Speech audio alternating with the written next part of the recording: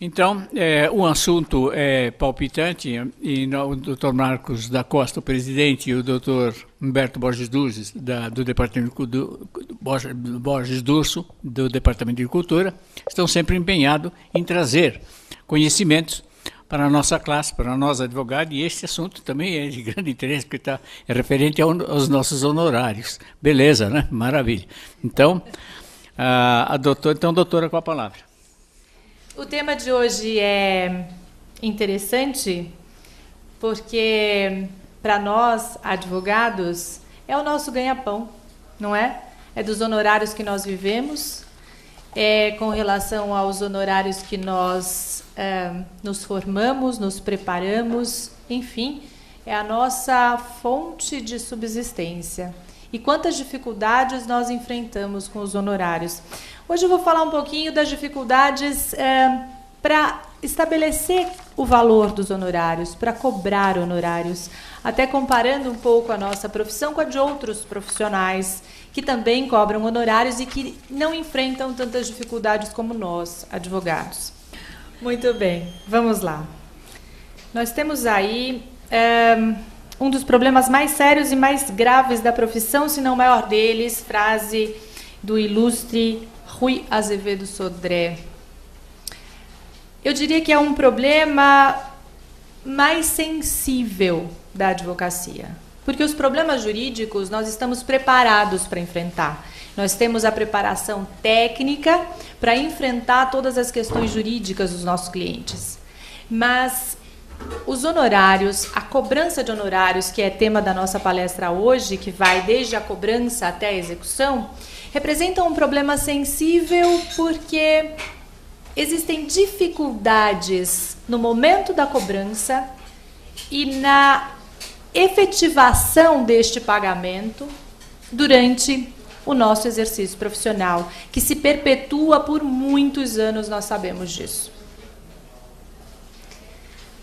Para os meus alunos, para os jovens advogados, existe sempre uma insegurança no momento da cobrança de honorários.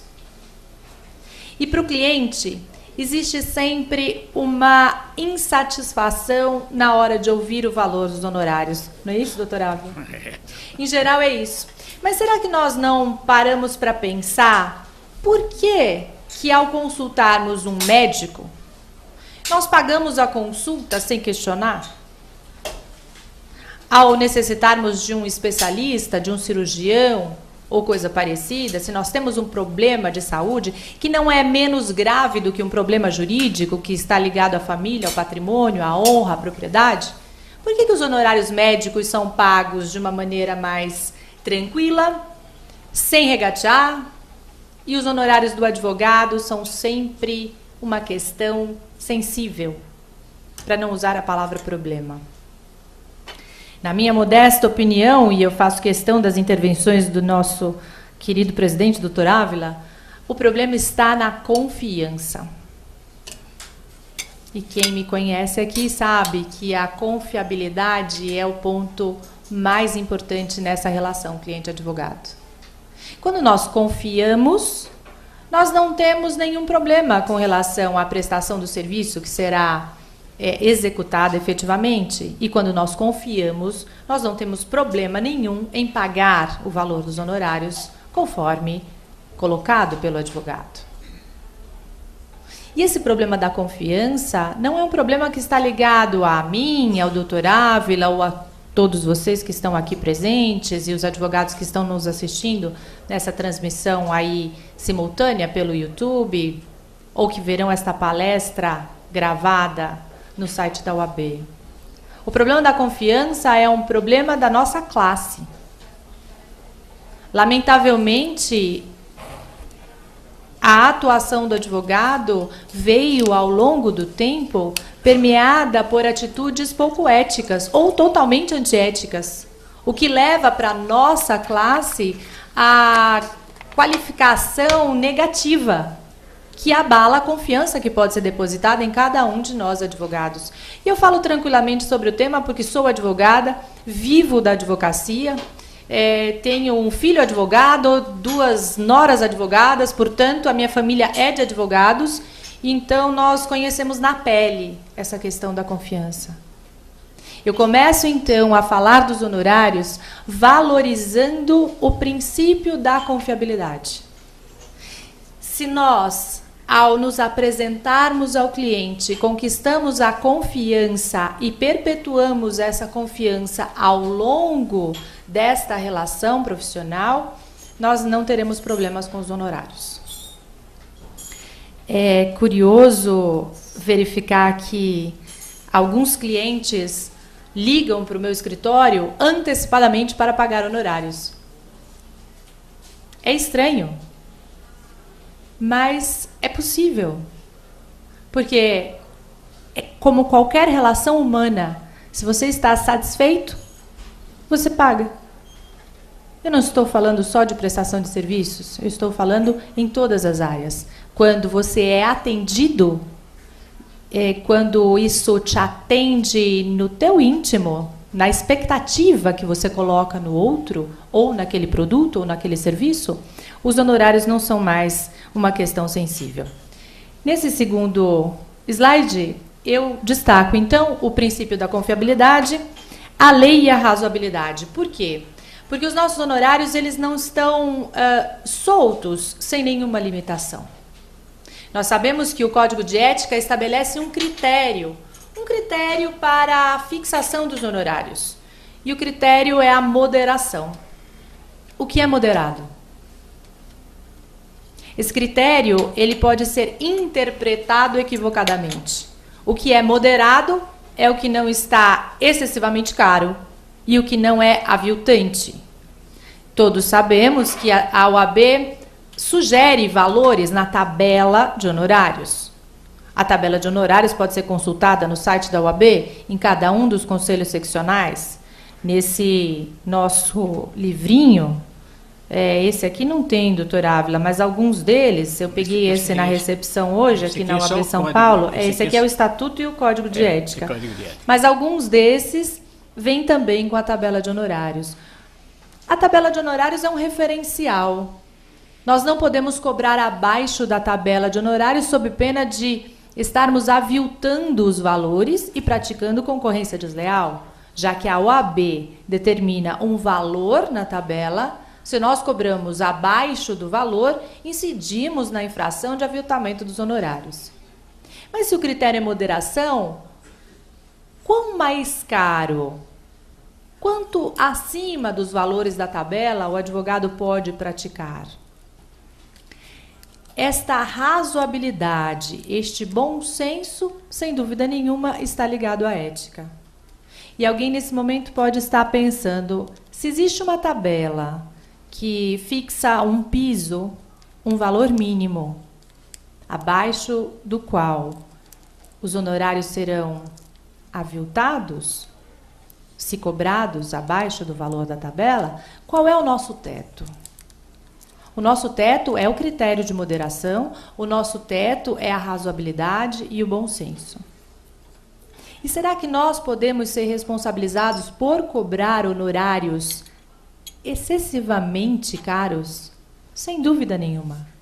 Se nós ultrapassarmos, não observarmos esse critério da moderação. Quando o advogado recebe honorários e não presta o serviço, ou recebe honorários injustificáveis, nós estamos diante da locupletação indevida.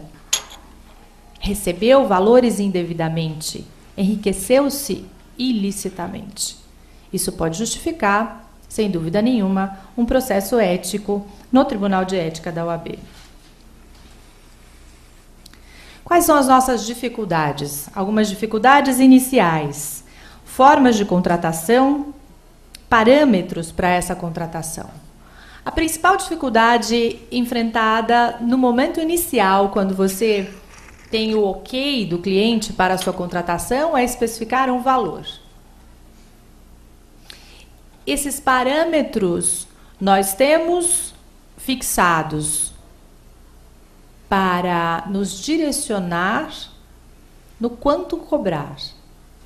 Por exemplo, se eu sou advogada aqui em São Paulo, meu escritório é aqui em São Paulo, e eu sou contratada para trabalhar num caso em Florianópolis. Com certeza, essa atividade desenvolvida em outro estado gera ônus para o meu escritório, para mim, de deslocamento, de hotel, de passagem, de tempo, que eu posso considerar no valor cobrado nos honorários. Alguns critérios que a lei nos oferece são critérios objetivos. Por exemplo, o valor da causa. Eu cobro um percentual sobre o valor da causa. Bem tranquilo. Mas outros são muito subjetivos. O renome do profissional. A prática no foro. Eu creio que separei alguns critérios. Olha lá. A relevância, o vulto e a complexidade, a dificuldade das questões, a complexidade da causa. Como explicar para o cliente que os honorários no valor X estão justificados diante da complexidade da causa? É interessante essa questão da complexidade, porque quando a gente resolve o problema, né, doutora Ávila? O cliente chega para o advogado e diz assim, poxa, mas até uma criança de 10 anos resolveria, não era tão complexo assim, não é? Agora, quando a gente está lutando para a solução do problema, a gente vê como é complexo muitas vezes. Aí, na sequência, nós temos o valor da causa, a condição econômica do cliente e o proveito para ele resultante do serviço profissional. Olha que questão subjetiva e perigosa. A condição econômica do cliente. Será porque o meu cliente é uma pessoa que detém uma grande fortuna, eu posso cobrar os honorários pensando nisso? Eu posso estabelecer o valor dos honorários pensando na fortuna que o meu cliente detém? Será que eu atenderia o critério de moderação quando eu uso isoladamente a condição econômica do cliente? Que nos é oferecida como parâmetro também. Na sequência, o trabalho e o tempo necessários, a competência e o renome do profissional, a praxe do foro sobre trabalhos análogos. Esses parâmetros analisados em conjunto vão possibilitar a especificação do valor dos honorários para cada caso concreto. Mas, mesmo assim, não é fácil. Além das dificuldades com o valor a ser cobrado, nunca deixando de lado o critério de moderação, nós temos que pensar nas formas de contratação. O cliente nos procura no escritório e diz assim, essa semana atendi um cliente que é um amigo, um cliente antigo do escritório, e a primeira coisa que ele falou foi assim, Laura, você sabe como é que eu costumo pagar, né? Eu não tenho dinheiro. Eu não tenho dinheiro para pagar os honorários. Só no final. Ok. É uma forma de contratação? Sim.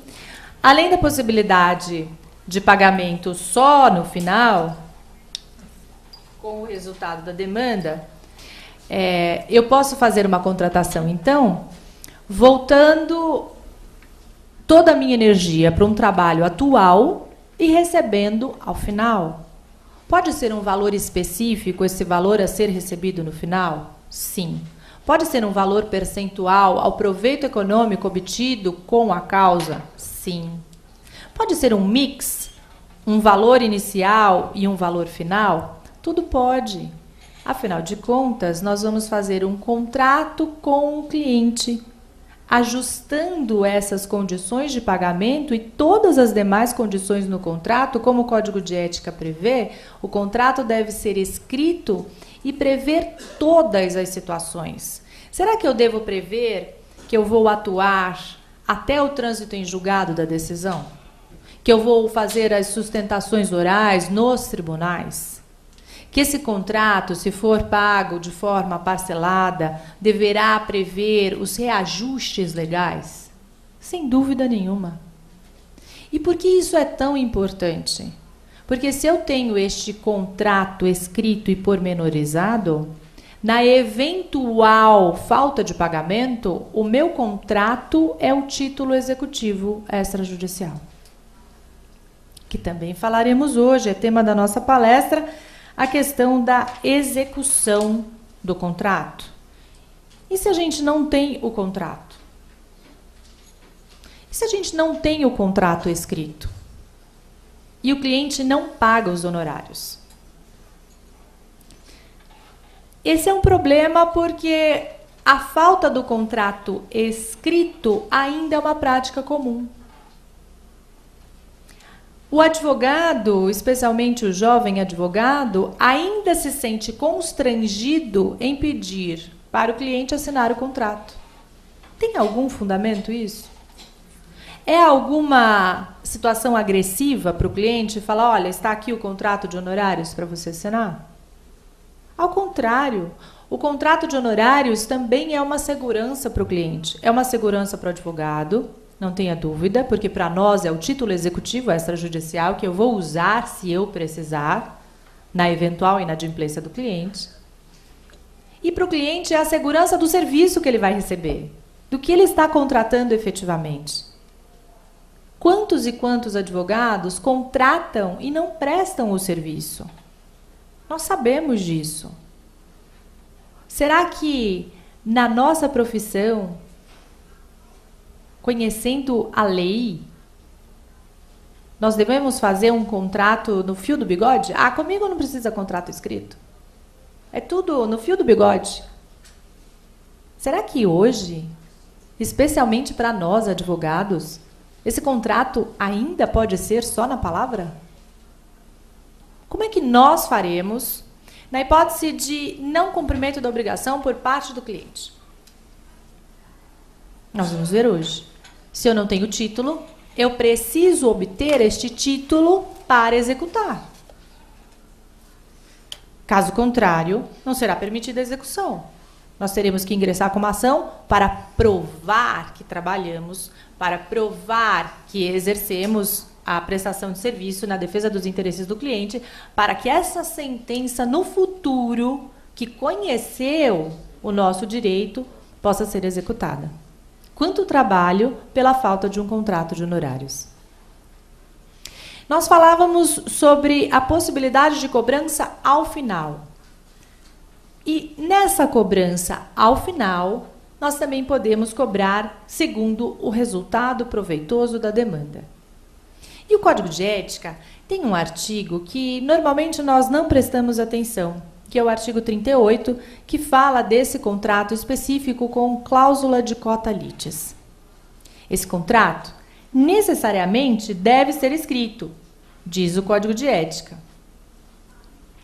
E vai permitir que o advogado cobre, na forma do sucesso da demanda, um percentual acima do que nós usualmente estamos acostumados.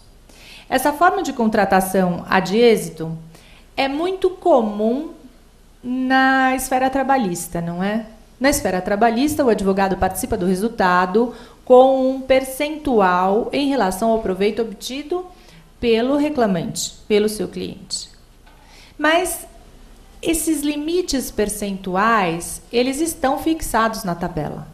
E nós não podemos ultrapassar esses limites sob pena de incidirmos na infração de cobrar honorários abusivos.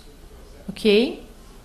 Agora, neste contrato, o parágrafo único diz o seguinte: nesse tipo de contrato escrito, olha lá o finalzinho dele, desde que contratada por escrito, nós precisamos especificar que se trata de um contrato com cláusula de cota litis. Contrato escrito.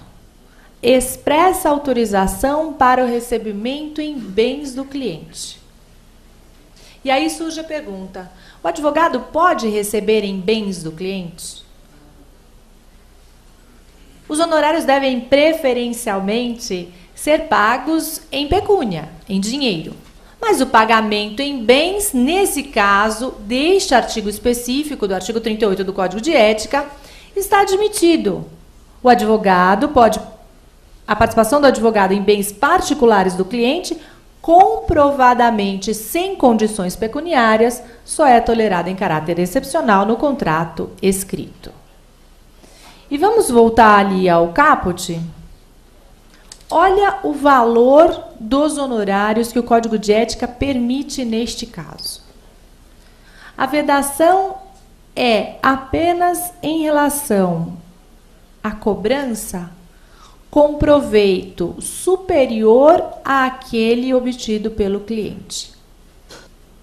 Quando aos meus honorários contratuais for acrescida a verba sucumbencial. Vamos fazer só um parênteses agora para falar dos honorários contratuais e dos honorários sucumbenciais. Os honorários contratuais é aquele que a gente combinou com o nosso cliente.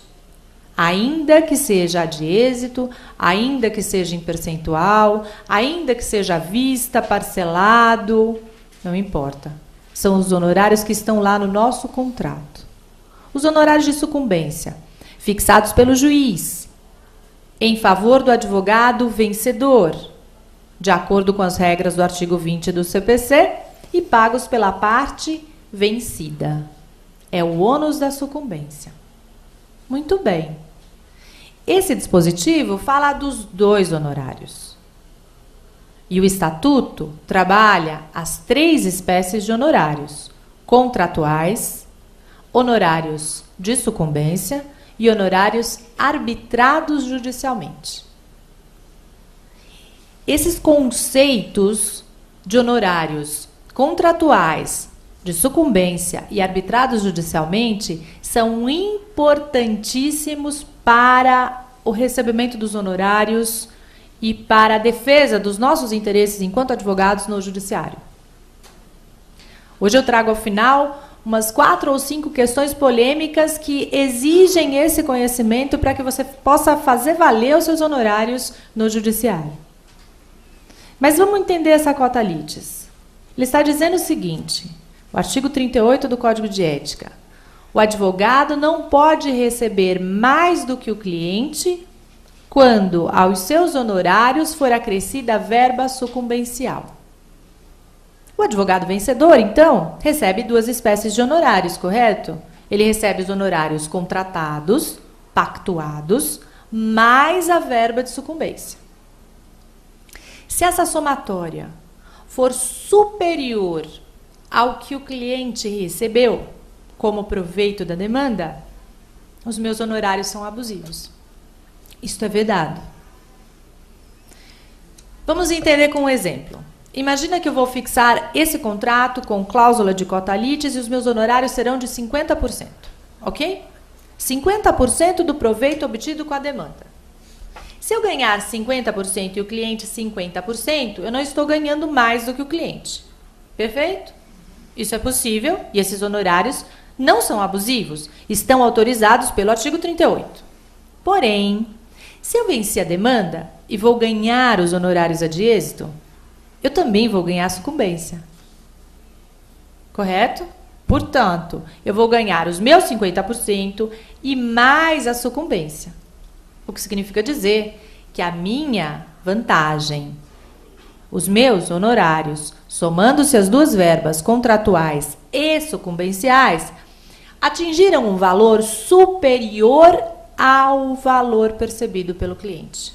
Isso pode? Não. Está lá no artigo.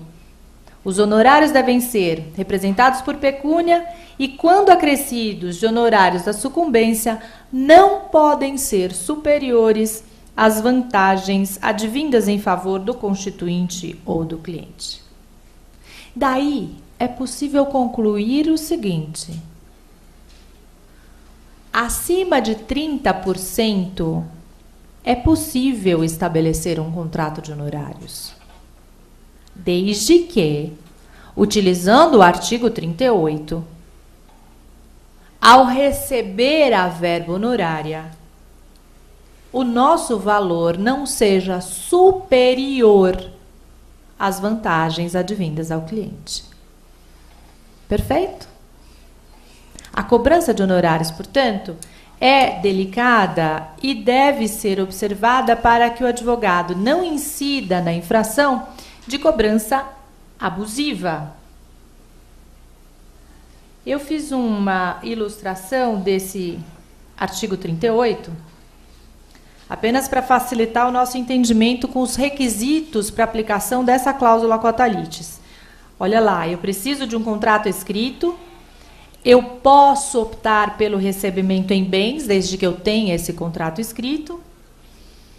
Eu tenho que apresentar esta dificuldade financeira do cliente para o pagamento em pecúnia e o proveito não pode ser superior à vantagem obtida pelo cliente. Fica aí, então, esta dica do artigo 38, que permite uma cobrança em percentual no êxito superior aos percentuais que regularmente nós verificamos no mercado. Ok? Algumas questões controvertidas. E por que essas questões eu denominei aí de questões controvertidas? Porque existem inúmeras discussões no judiciário. Existem mudanças de direcionamento, existem recursos repetitivos para tratar dessa questão dos honorários. Por isso, eu trouxe para a nossa discussão alguns assuntos que o advogado precisa conhecer, porque senão ele não recebe os honorários.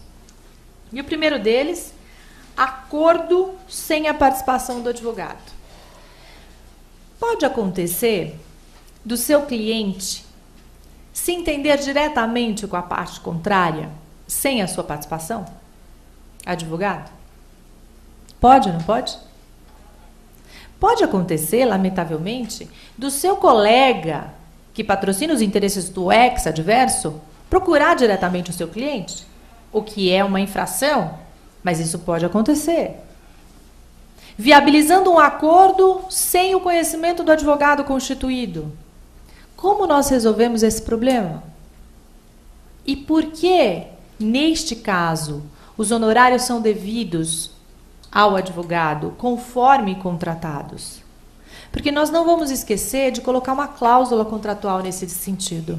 No nosso contrato, deve constar que eventual acordo do nosso cliente, né, do contratante, com a parte contrária, sem a participação do advogado, não prejudicará os honorários pactuados. Facilitou muito a nossa vida? Facilitou muito.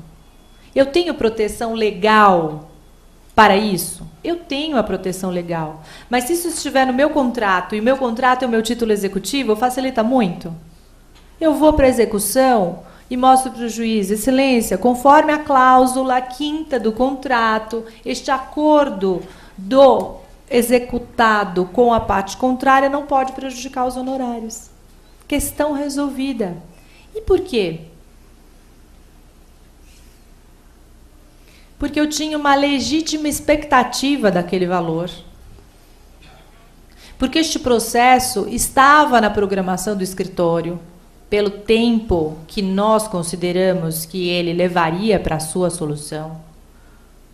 Porque, nesse meio tempo, o advogado pode ter recusado outras causas, não firmado outros contratos, porque nós temos uma limitação, que é a limitação de todos nós, que é tempo, não é?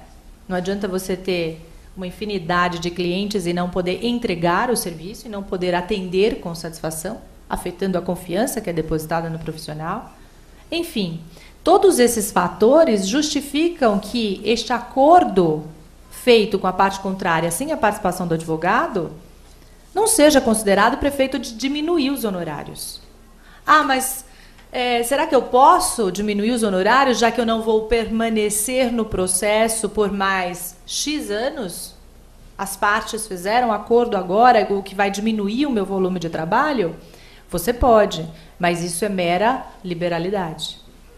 Porque você tinha uma expectativa de receber aquele valor pactuado. E tinha uma programação para isso.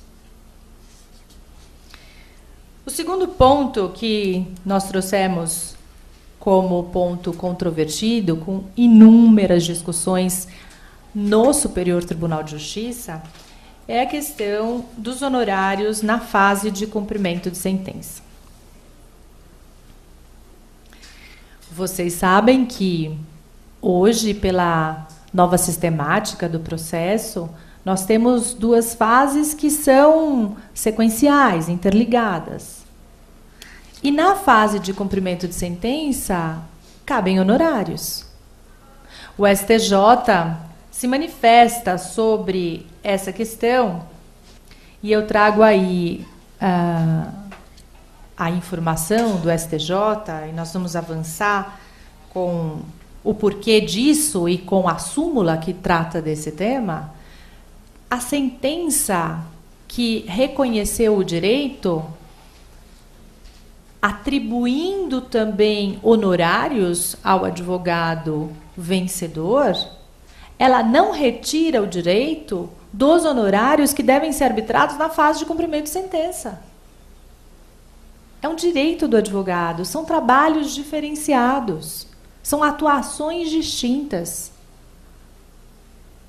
E o STJ resolveu essa questão, nós temos a súmula 517, mas em que pese a súmula 517, que eu já vou colocar para vocês, muitos colegas lutam até o STJ contra, claro, é o seu ex-adverso, né? Contra o pagamento dos honorários na fase de cumprimento de sentença. E por quê? Por que esse ônus dos honorários na fase de cumprimento de sentença? Porque a ideia é tirar o executado daquela situação de inércia.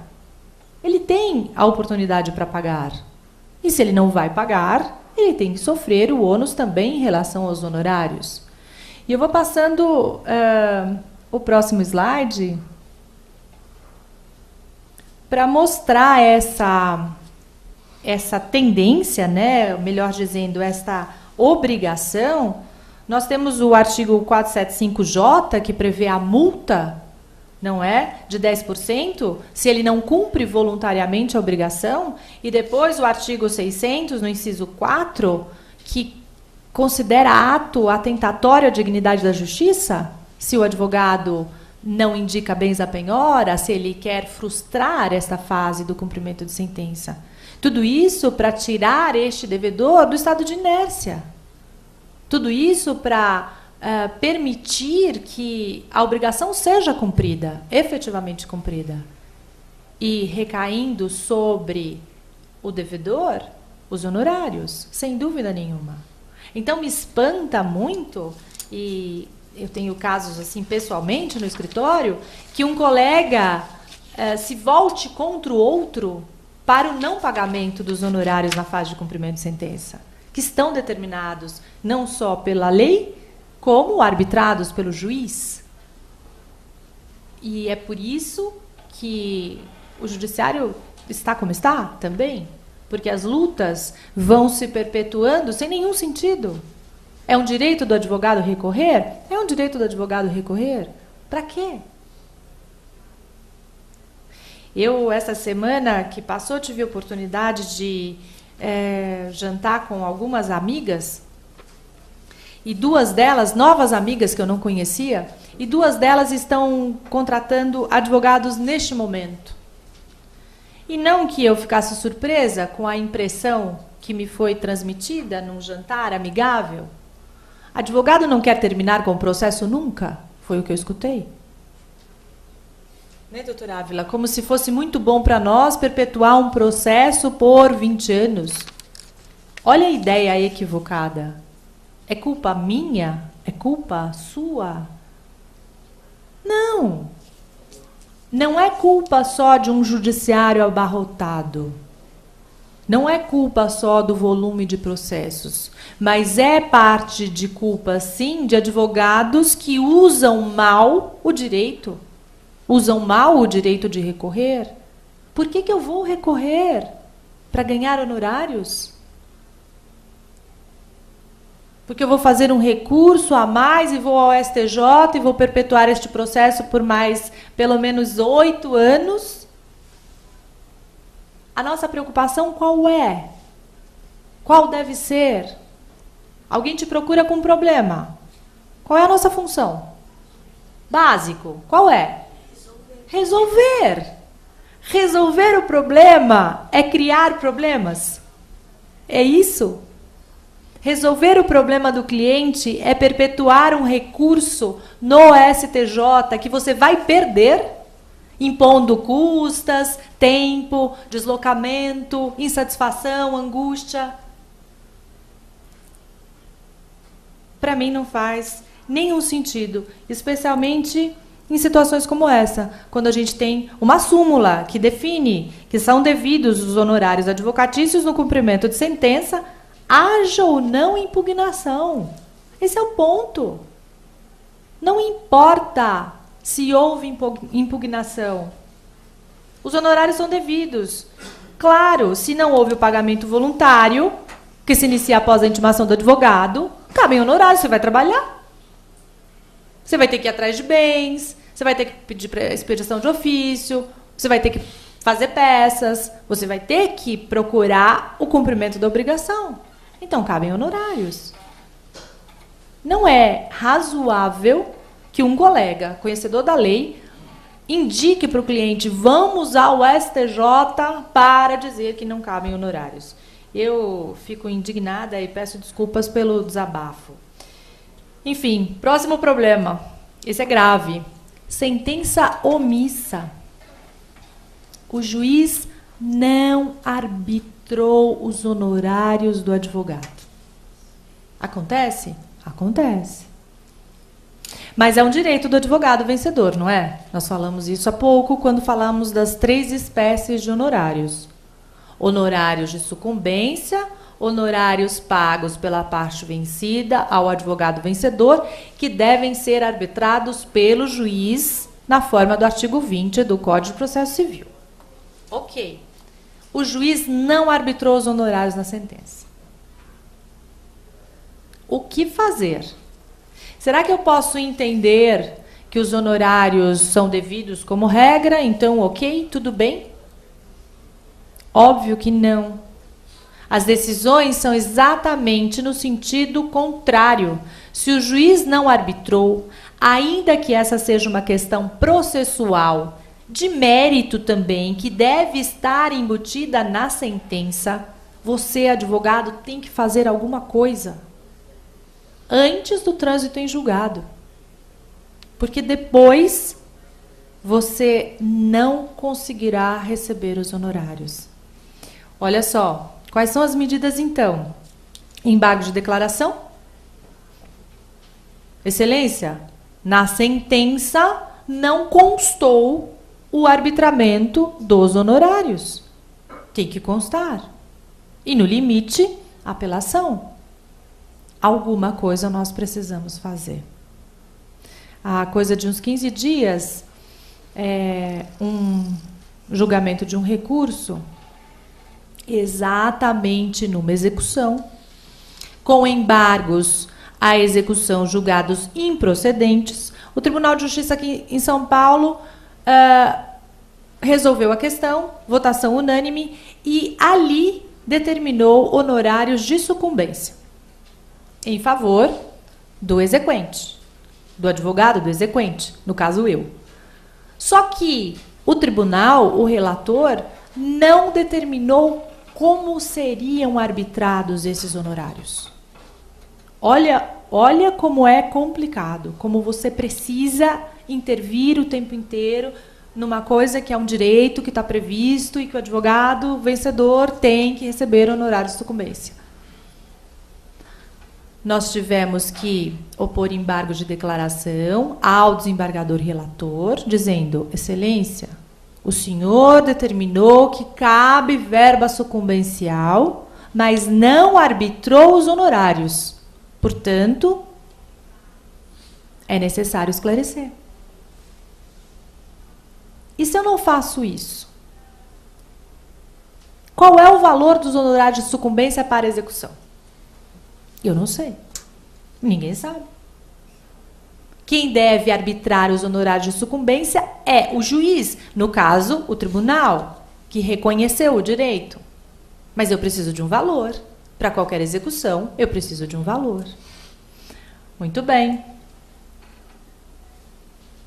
Olha a súmula que eu trouxe para vocês. Os honorários sucumbenciais, quando omitidos em decisão transitada em julgado, não podem ser cobrados em execução ou em ação própria. Tá certo? Tá super certo. É isso mesmo. Se os honorários foram omitidos na sentença e o advogado nada fez, é porque ele aceitou. Nesse caso, se eu fosse cobrar honorários após o trânsito em julgado da sentença, eu estaria violando a coisa julgada. Então, o que a gente não pode deixar acontecer?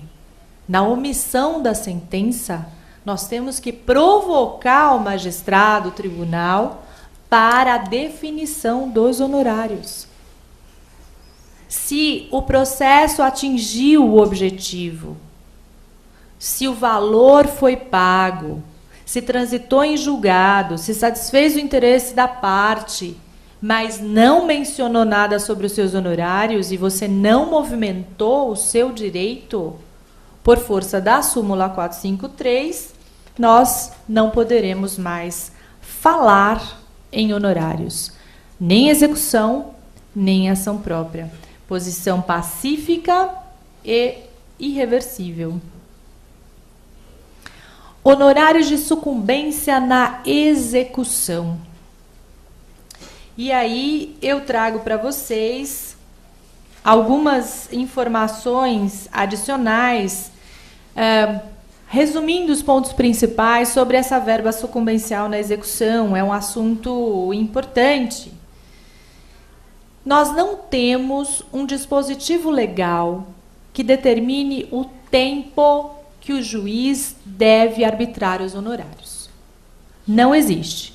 Olha lá o meu primeiro aspecto em destaque para vocês. Inexiste dispositivo legal que determine o momento processual para a fixação da verba honorária. O fato é, o juiz tem que arbitrar. Ele tem que especificar. Mas não temos um tempo certo. Portanto, a qualquer tempo. Ok? Se não existe um momento fixado pela lei, a qualquer tempo durante a execução, eu posso pedir para o juiz arbitrar os honorários. E esse arbitramento será considerado válido sem nenhum problema. Os juízes esquecem, eles não têm interesse nenhum em arbitrar os honorários do advogado. Não é um problema é um problema processual, é um problema de mérito que deve estar embutido na sentença, mas não é o ponto central daquele processo. E aí passa batido. E aí você faz 1, 2, 15 petições pedindo excelência. As folhas tais e tais e tais, já foi requerido o arbitramento de honorários. Por favor, requeiro novamente, ratificando o pedido anterior, feito 12 vezes, para que os honorários sejam arbitrados. Mas, vamos aí para o segundo item relevante.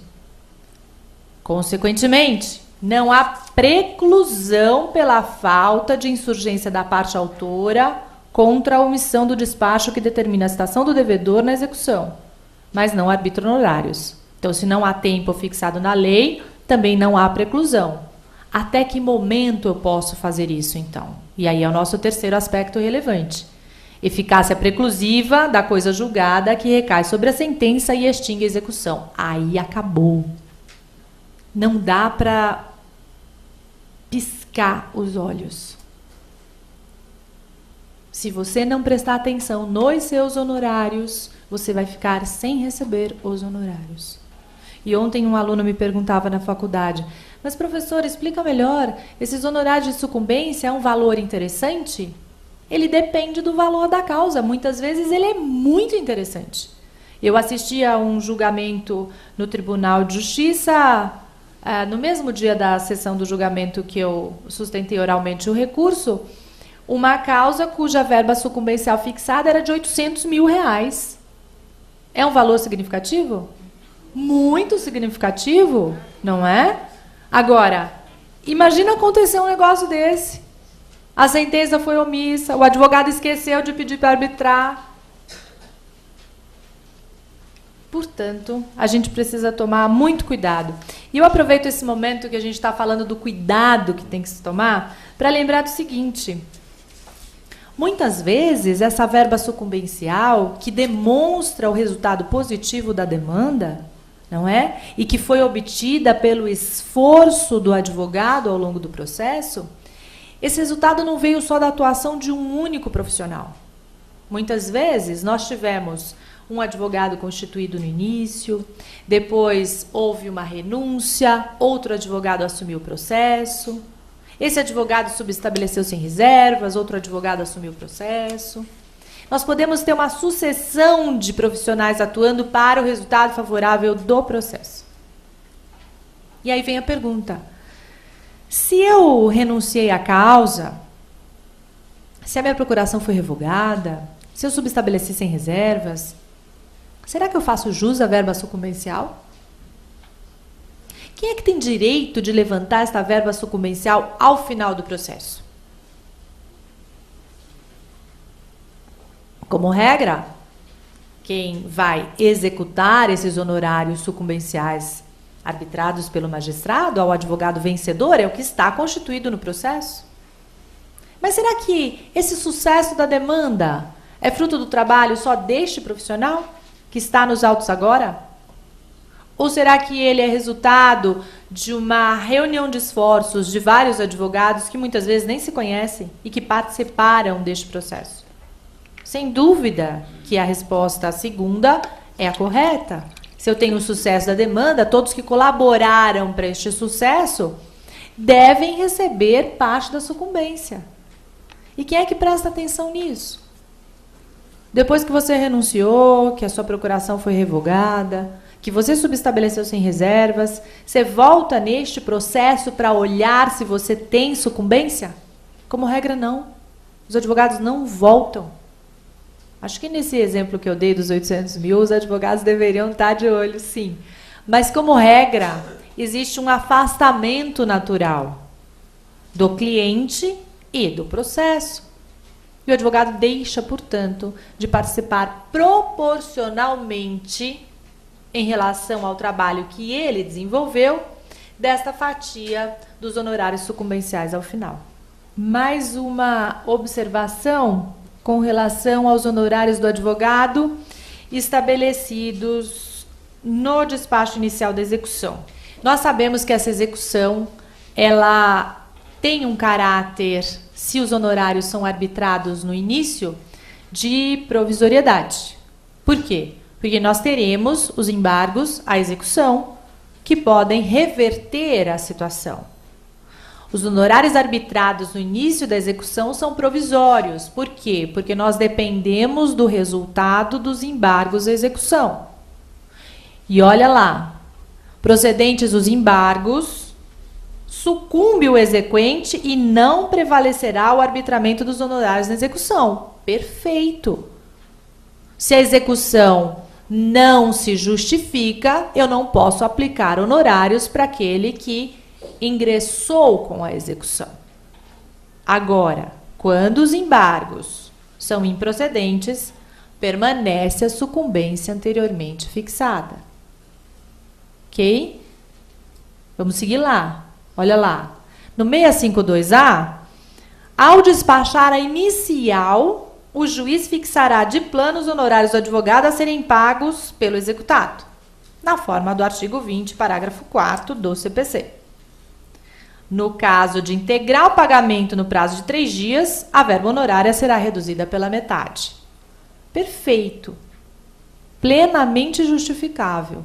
Se o juiz fixou honorários ao despachar a inicial e em 3 dias o executado cumpriu a obrigação, pagou, qual vai ser o trabalho do advogado dali para frente? Nenhum. Resultado obtido, honorários reduzidos pela metade. Simples e muito lógico. Como nós já falamos, aí só para concluir e fixar esse entendimento, não há preclusão para a fixação dos honorários no curso da execução. A qualquer momento, nós podemos solicitar e o juiz deve arbitrar os honorários. Agora, nosso alerta novamente. O trânsito em julgado da sentença extintiva da execução, com a declaração de que tenha sido cumprida integralmente a obrigação do devedor, torna impossível a cobrança de honorários nos moldes da súmula que nós já vimos, a 453 do TJ. Esse tema foi objeto de recurso repetitivo e eu tenho à disposição dos senhores até para encaminhar para os que se interessarem pelo tema. No final dessa palestra tem os meus contatos. E aí estão as teses que foram fixadas para esse entendimento da execução provisória e arbitramento dos honorários advocatícios. Isso tudo nós estamos falando do Superior Tribunal de Justiça. As seguintes teses. Em execução provisória, descabe o arbitramento de honorários advocatícios em benefício do exequente.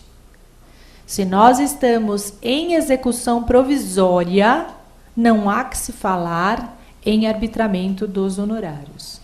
E a segunda tese. Posteriormente, convertendo-se a execução provisória em definitiva, após franquear ao devedor com precedência a possibilidade de cumprir voluntariamente a obrigação, deverá o magistrado proceder ao arbitramento dos honorários advocatícios. Então, mais uma informação sobre a execução agora. Na execução provisória não cabem honorários e quando a provisória se transforma em definitiva, aí sim nós podemos falar em arbitramento dos honorários. Outra informação agora sobre, ainda no tema sucumbência, agora sobre a condenação em dano moral. Quando nós temos um pedido de condenação em dano moral, se nós não optamos por deixar a critério do magistrado a fixação do valor e pedimos um valor específico, nós podemos não ter uma decisão exatamente no valor que nós pretendíamos. O que vai significar que nós vamos decair em parte do nosso pedido. Para resolver esta questão, em relação ao dano moral, o assunto também foi sumulado. E esse decaimento em parte do pedido, no arbitramento do dano moral, no valor do dano moral, não retira o direito à sucumbência. E olha lá. A súmula 326 do STJ, a condenação em montante inferior ao postulado no inicial não afasta a sucumbência mínima, de modo que não se redistribuem os ônus da sucumbência. Se eu postulei honorários e não obtive a condenação no valor que eu queria, isso não significa, por força desta súmula, que a sucumbência será recíproca. Eu tenho direito, já que houve a condenação no dano moral, à verba sucumbencial arbitrada pelo juiz. Antes da gente avançar com os slides, agora eu vou trazer um tema que me é muito caro. Eu gosto muito de falar sobre isso, porque é uma questão que o Tribunal de Justiça aqui de São Paulo discute muito. O STJ discute muito. Essa discussão se iniciou em 2011. Não é uma posição pacificada, mas eu entendo como uma obrigação de quem fala sobre honorários, de quem é professor de ética, como eu sou, convencer, de acordo com o entendimento do STJ, não unânime, mas de grande parte dos ministros que compõem aquela corte, de que nós podemos incluir os honorários contratuais como parte do dano para reverter isso em favor dos nossos clientes. Explico. Se nós somos procurados por força de um inadimplemento de uma obrigação, de uma violação positiva do contrato, O nosso cliente precisa de uma ação de indenização. O nosso cliente foi prejudicado por alguém. E para ir ao judiciário, ele vai ter que desembolsar honorários para contratar um advogado. Perfeito? Então, ele já sofreu o prejuízo, ele já sofreu a inadimplência, o descumprimento do contrato. Ele vai procurar um advogado e vai sofrer outro prejuízo, entre aspas, mais um desembolso de valores para poder fazer valer aquela obrigação descumprida. Até aí tudo bem? Pergunto, será que no pedido desta ação eu posso incluir os honorários contratuais, juntando o meu contrato de honorários como prova e a prova do pagamento dos honorários desde a inicial? Eu entendo que sim. E o meu entendimento não é isolado. E eu tenho postulado isso em todas as ações no meu escritório, algumas com sucesso, outras não, porque existe tese contrária. Quando isso começou? Isso começou em 2011, num julgamento, eu vou até colocar o recurso especial no STJ, para quem quiser anotar, é o 1.027.797 da terceira turma, o voto da lavra da ministra Nancy Andrighi. Um brilhante voto. E o que disse a ministra? Disse o seguinte: olha, os honorários convencionais, ou seja, os honorários contratados, eles integram o valor devido a título de perdas e danos, por força dos artigos 389, 395 e 404 do Código Civil. Peço Vênia para ler os dispositivos para a gente firmar esse entendimento. 389, Código Civil. Não cumprida a obrigação, responde o devedor por perdas e danos, mais juros e atualização monetária, segundo índices oficiais e honorários de advogado. 395. Responde o devedor pelos prejuízos a que a sua mora der causa, mais juros, atualização dos valores monetários, segundo índices oficiais e honorários do advogado. 404. As perdas e danos nas obrigações de pagamento em dinheiro serão pagas com juros, atualização monetária, custas e honorários de advogado, sem pena, sem prejuízo da pena convencional. Ou seja, os nossos honorários representam perdas e danos para o nosso cliente. Olha que coisa lógica e brilhante. O seu cliente procura você no escritório e diz: doutora, eu preciso ingressar com uma ação de reparação de danos, uma ação de indenização por inadimplemento contratual, por inadimplemento de obrigação. Perfeitamente. Para isso você cobrará honorários. Óbvio, é o seu trabalho, é o seu ganha-pão. Esses honorários que o cliente paga ao advogado voltará para o processo e será reembolsado ao cliente, porque ele será cobrado a título de perdas e danos, logo na inicial. Vejam, isto não é para todas as ações, mas para as ações que demonstram o descumprimento de obrigação, a inadimplência e a violação positiva do contrato. E aí, estava eu no Tribunal de Justiça e levantei a tese do brilhante voto da ministra Nancy Andrighi. Eu defendo isso ferrenhamente nos meus artigos, nas minhas aulas, com os meus colegas. Postulem os honorários contratuais, demonstrem o pagamento. E um desembargador, que eu prefiro não revelar o nome, disse: doutora, esta tese está ultrapassada. Ok. Quem sou eu para brigar com o desembargador quando estou fazendo uma sustentação oral? Perfeitamente, não tem problema. Na Câmara que eu me encontrava, a tese que prevalece é a tese contrária, que se fundamenta no seguinte: olha o que eles pensam. Inviável a condenação da ré ao pagamento de honorários contratuais estipulados entre a parte autora e seu defensor, porquanto tal contratação é mera liberalidade. Ademais, o ressarcimento pelos honorários dá-se pela sucumbência fixada pelo juízo. Oh, meu Deus, que confusão! Olha a confusão que... Isso aqui que eu acabei de ler para vocês é um trecho de um agravo regimental em recurso especial. Mas olha a confusão que o ilustre ministro Humberto Martins, esse agravo é 1410-705 do Rio Grande do Sul. Olha a confusão. Ele diz assim, o cliente advogado, vocês contratam o valor que vocês quiserem. Afinal, isto é uma liberalidade que é permitida para qualquer pessoa que contrata um profissional.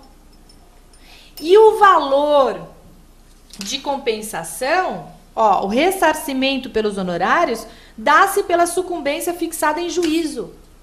Para quem vai a sucumbência, pelo amor de Deus? É para o advogado e não é para a parte.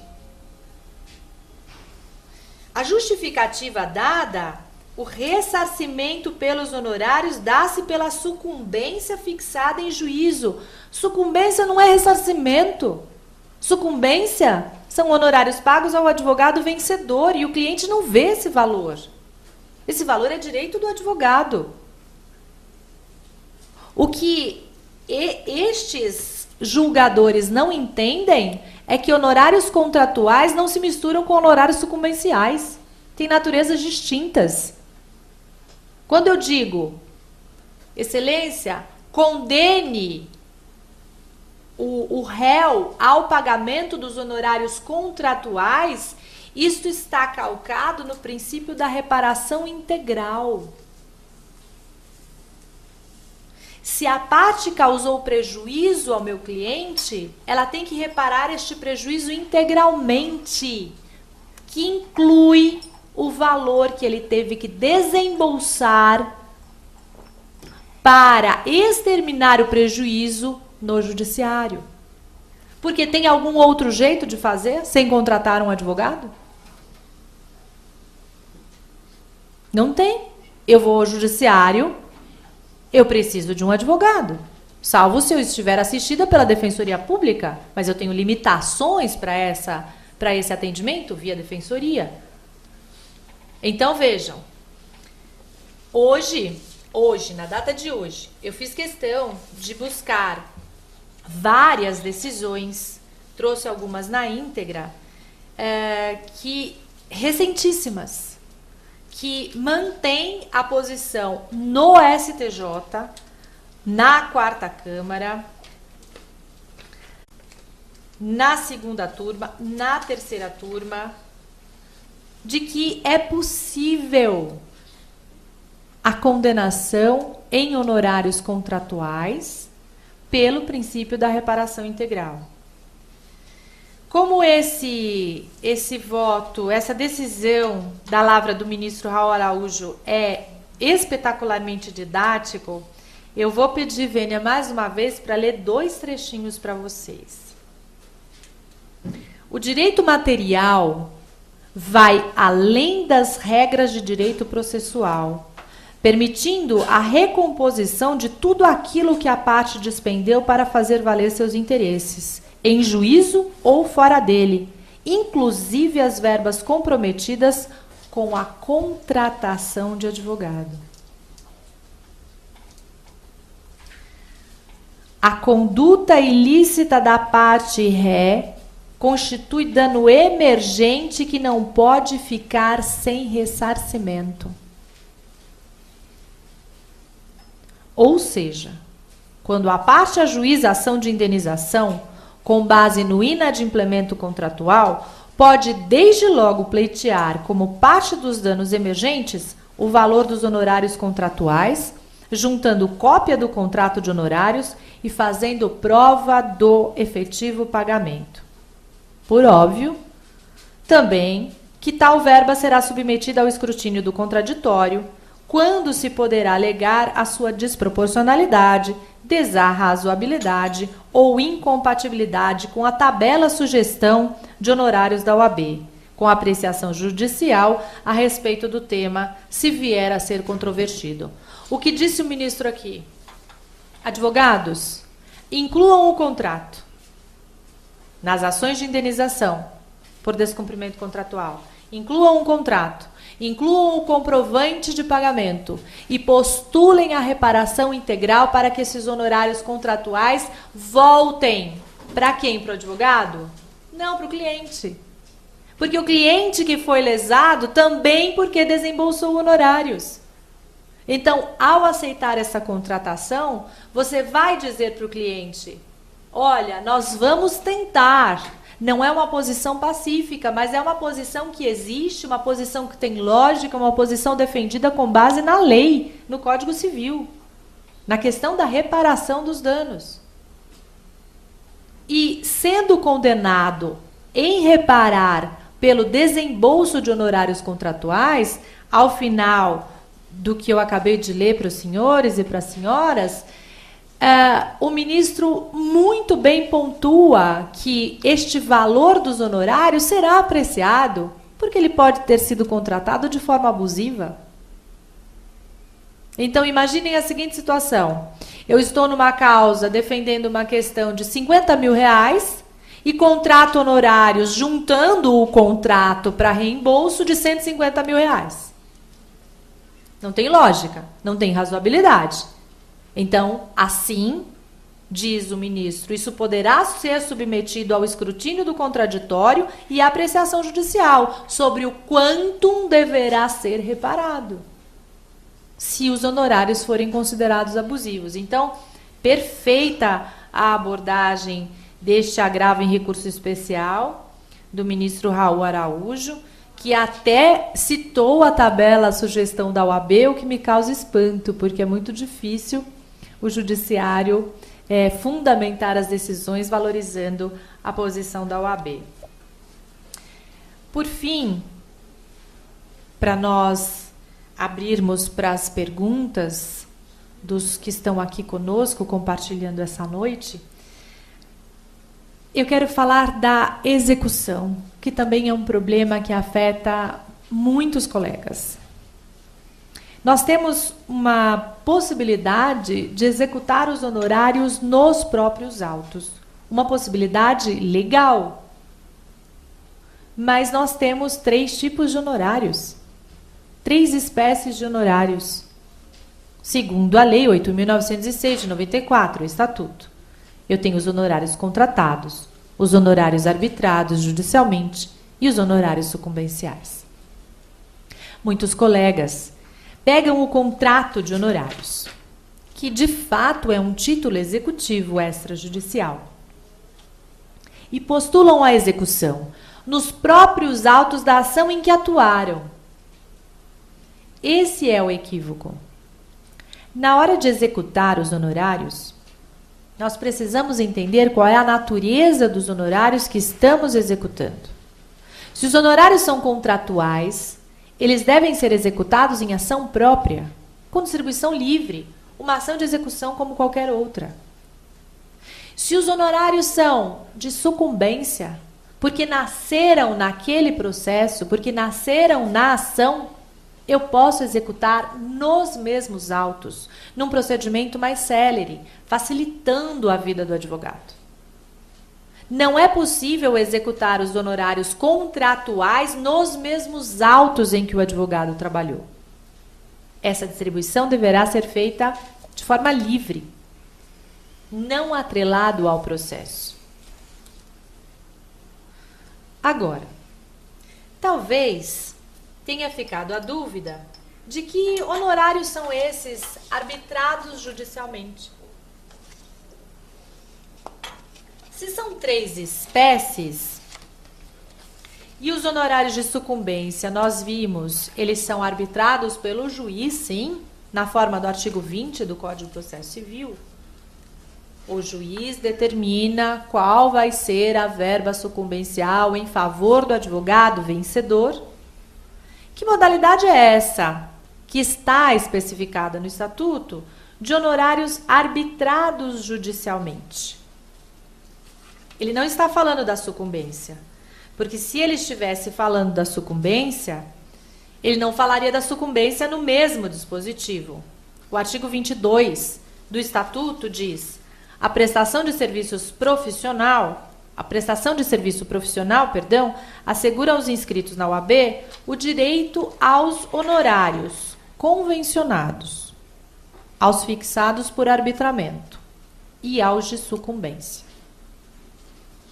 Fixados por arbitramento judicial não são os mesmos de sucumbência, porque senão eles não estariam previstos separadamente no mesmo dispositivo. Honorários convencionais nós já vimos, aqueles que estão no contrato, que foram pactuados. Honorários de sucumbência nós já vimos, falamos bastante sobre as questões controvertidas. E esses honorários que estão no meio, arbitrados judicialmente. Esses honorários, eles têm lugar quando nós não fizemos o contrato escrito. Ou quando fizemos o contrato escrito, mas não prestamos integralmente o serviço. Se nós optamos de uma maneira completamente equivocada por um contrato verbal, e o cliente não paga os honorários, como é que nós vamos executar o valor? Eu não tenho título, eu não tenho a prova. Quais são os títulos que nós temos para a execução dos honorários? 2. O contrato de honorários propriamente dito, que é o meu título executivo extrajudicial, e a sentença que arbitrou os honorários, que é o meu título executivo judicial. Então, se eu não fiz contrato escrito e eu preciso executar, eu tenho que requerer ao juiz da causa o arbitramento judicial dos honorários. Como o juiz faz isso? Usando os mesmos critérios que nós utilizamos, que falamos no início dessa nossa conversa, para fixar o valor. O juiz vai observar a complexidade da causa, o local de execução do serviço, as peças que o advogado produziu, a prática de foro, o tempo que ele deve ter utilizado naquela defesa, o número de recursos, e vai especificar um valor que nunca pode ser inferior ao valor da tabela de sugestão da OAB. Com esta sentença de arbitramento, agora sim, o meu título executivo judicial poderá ser levado à execução. E ainda, se eu pactuei com o cliente honorários do começo para a propositura da ação até o trânsito em julgado, por alguma razão eu me desligo deste processo, deste cliente, antes de concluir integralmente o serviço. Será que eu posso executar o meu contrato integralmente?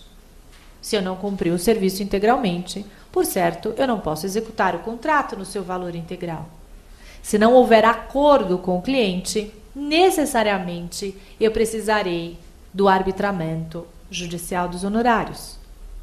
Então, para a execução dos nossos honorários, nós precisamos de título, ou a sentença, ou o contrato. Sendo sentença, eu tenho o meu título executivo judicial e posso executar nos mesmos autos. Sendo o contrato, meu título executivo extrajudicial, eu devo fazer a distribuição livre dessa execução, não atrelada ao processo onde eu trabalhei. Eu espero ter colaborado com os colegas, com os futuros advogados, para que cuidem desta verba honorária que é tão importante.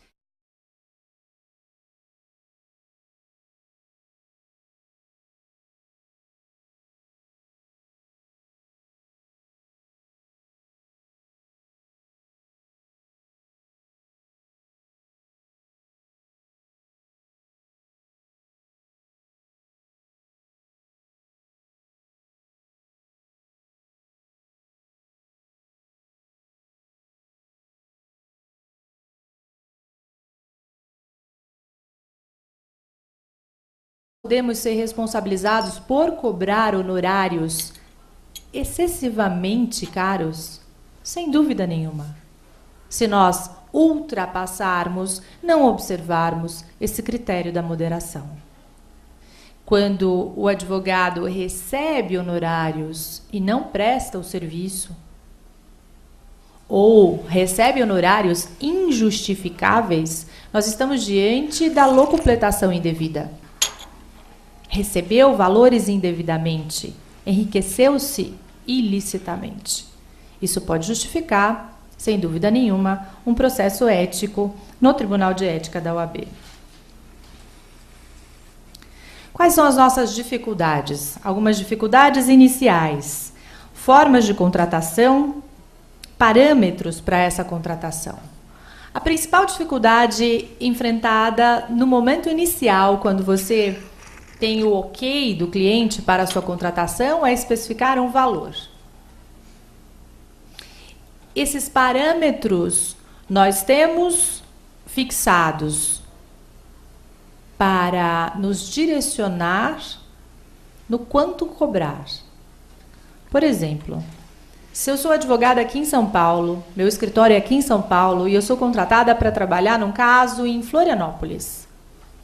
Com certeza, essa atividade desenvolvida em outro estado gera ônus para o meu escritório, para mim, de deslocamento, de hotel, de passagem, de tempo, que eu posso considerar no valor cobrado nos honorários. Alguns critérios que a lei nos oferece são critérios objetivos, por exemplo, o valor da causa. Eu cobro um percentual sobre o valor da causa. Bem tranquilo. Mas outros são muito subjetivos. O renome do profissional. A prática no foro. Eu creio que separei alguns critérios. Olha lá. A relevância, o vulto e a complexidade, a dificuldade das questões. A complexidade da causa. Como explicar para o cliente que os honorários no valor X estão justificados diante da complexidade da causa? É interessante essa questão da complexidade, porque quando a gente resolve o problema, né, doutora Ávila, o cliente chega para o advogado e diz assim, poxa, mas até uma criança de 10 anos resolveria, não era tão complexo assim, não é?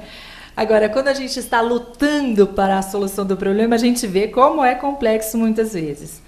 Aí, na sequência, nós temos o valor da causa, a condição econômica do cliente e o proveito para ele resultante do serviço profissional. Olha que questão subjetiva e perigosa. A condição econômica do cliente. Será porque o meu cliente é uma pessoa que detém uma grande fortuna, eu posso cobrar os honorários pensando nisso? Eu posso estabelecer o valor dos honorários pensando na fortuna que o meu cliente detém? Será que eu atenderia o critério de moderação quando eu uso isoladamente a condição econômica do cliente, que nos é oferecida como parâmetro também? Na sequência, o trabalho e o tempo necessários, a competência e o renome do profissional, a praxe do foro sobre trabalhos análogos. Esses parâmetros analisados em conjunto vão possibilitar a especificação do valor dos honorários para cada caso concreto. Mas, mesmo assim, não é fácil. Além das dificuldades com o valor a ser cobrado, nunca deixando de lado o critério de moderação, nós temos que pensar nas formas de contratação. O cliente nos procura no escritório e diz assim, essa semana atendi um cliente que é um amigo, um cliente antigo do escritório, e a primeira coisa que ele falou foi assim, Laura, você sabe como é que eu costumo pagar, né? Eu não tenho dinheiro. Eu não tenho dinheiro para pagar os honorários. Só no final. Ok. É uma forma de contratação? Sim. Além da possibilidade de pagamento só no final, com o resultado da demanda, eu posso fazer uma contratação, então, voltando toda a minha energia para um trabalho atual e recebendo ao final. Pode ser um valor específico, esse valor a ser recebido no final? Sim. Pode ser um valor percentual ao proveito econômico obtido com a causa? Sim. Pode ser um mix um valor inicial e um valor final? Tudo pode. Afinal de contas, nós vamos fazer um contrato com o cliente, ajustando essas condições de pagamento e todas as demais condições no contrato, como o Código de Ética prevê, o contrato deve ser escrito e prever todas as situações. Será que eu devo prever que eu vou atuar até o trânsito em julgado da decisão? Que eu vou fazer as sustentações orais nos tribunais? Que esse contrato, se for pago de forma parcelada, deverá prever os reajustes legais? Sem dúvida nenhuma. E por que isso na hora de ouvir o valor dos honorários? Não é isso, doutor Ávila? Em geral é isso. Mas será que nós não paramos para pensar por que ao consultarmos um médico, nós pagamos a consulta sem questionar?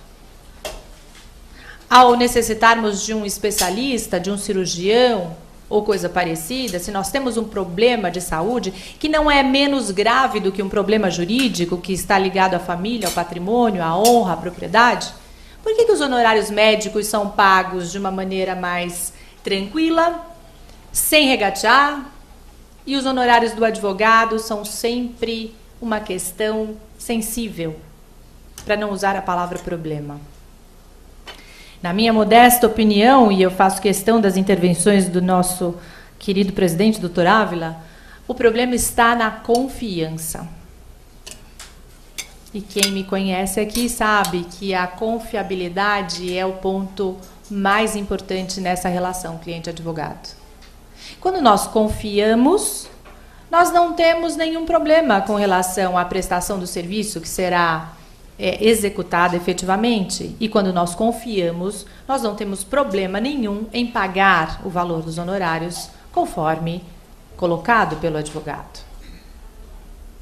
E esse problema da confiança não é um problema que está ligado a mim, ao doutor Ávila ou a todos vocês que estão aqui presentes e os advogados que estão nos assistindo nessa transmissão aí simultânea pelo YouTube ou que verão esta palestra gravada no site da UAB. O problema da confiança é um problema da nossa classe.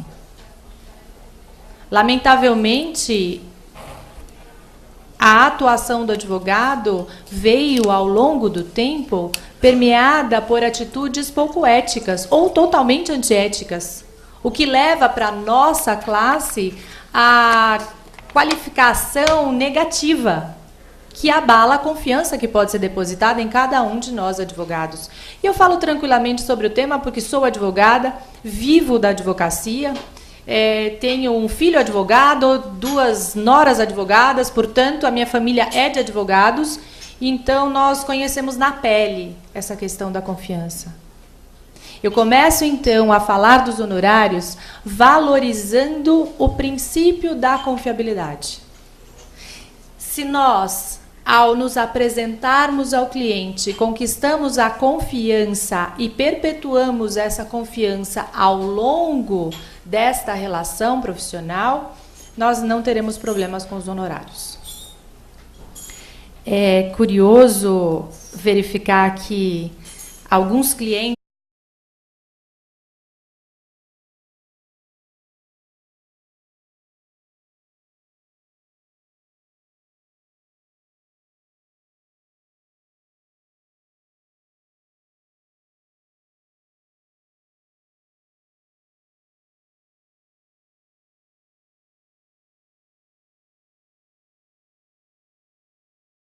Então, o assunto é palpitante e o Dr. Marcos da Costa, o presidente, e o Dr. Humberto Borges Duzes, do Departamento Borges Durso, do Departamento de Cultura, estão sempre empenhados em trazer conhecimentos para a nossa classe, para nós advogados, e este assunto também é de grande interesse, porque é referente aos nossos honorários. Beleza, né? Maravilha.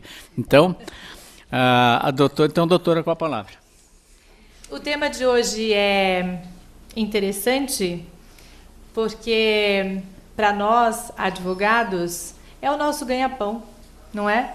É dos honorários que nós vivemos, é com relação aos honorários que nós nos formamos, nos preparamos, enfim, é a nossa fonte de subsistência. E quantas dificuldades nós enfrentamos com os honorários.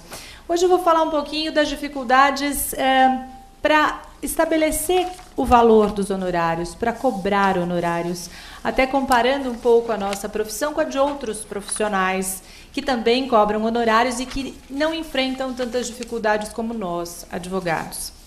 Muito bem, vamos lá. Nós temos aí um dos problemas mais sérios e mais graves da profissão, se não o maior deles, frase do ilustre Rui Azevedo Sodré. Eu diria que é um problema mais sensível da advocacia, porque os problemas jurídicos nós estamos preparados para enfrentar. Nós temos a preparação técnica para enfrentar todas as questões jurídicas dos nossos clientes.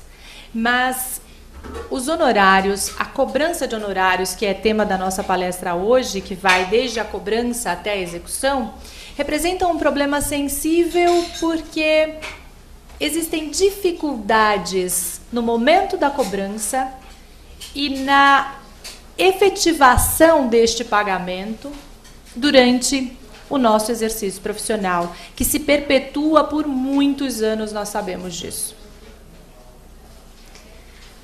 Para os meus alunos, para os jovens advogados, existe sempre uma insegurança no momento da cobrança de honorários. E para o cliente, existe sempre uma insatisfação. Eles ligam para o meu escritório antecipadamente para pagar honorários. É estranho, mas é possível. Porque, como qualquer relação humana, se você está satisfeito, você paga. Eu não estou falando só de prestação de serviços, eu estou falando em todas as áreas. Quando você é atendido, quando isso te atende no teu íntimo, na expectativa que você coloca no outro, ou naquele produto, ou naquele serviço, os honorários não são mais uma questão sensível. Nesse segundo slide, eu destaco, então, o princípio da confiabilidade, a lei e a razoabilidade. Por quê? Porque os nossos honorários eles não estão soltos, sem nenhuma limitação. Nós sabemos que o Código de Ética estabelece um critério para a fixação dos honorários. E o critério é a moderação. O que é moderado?